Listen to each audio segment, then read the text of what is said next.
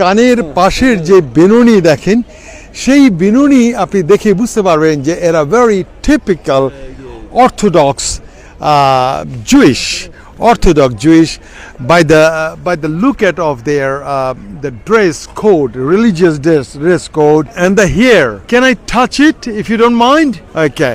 দেখুন এই সেই চুল, এই চুলের বেনুনি, এটা দিয়ে প্রমাণ হয় যে ওরা টিপিক্যাল Jewish অর্থোডক্স ইহুদি। প্রিয় বন্ধুরা, আমি বনি আমিন, আমি আছি এই Kotel, Western Wall, the holy place for Jewish people. Al-Quds is divided in 4 sects. One section, 1/4 is for Jewish people, 1/4 for Muslim, 1/4 for Christian, 1/4 for 1/4 for where? Who? 1/4 for who? So 4 quarters. 1/4 for Muslims, 1/4 for Jewish, and 1/4 for Armenian প্রিয় বন্ধুরা। That's it.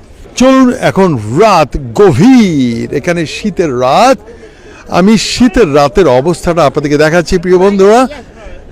দেখুন আমি এসেছি সেই western ওয়াল, এখানে এসেছি, এখানে প্রচুর ভারতীয় লোক। আর এই যে স্থানটা, এখানে অজু, আপনাকে অজু করতে হবে। আপনি দেখুন এই যে জল নিচ্ছে, সে অজু করছে। এখন রাত বাজে 7টা, 7 PM।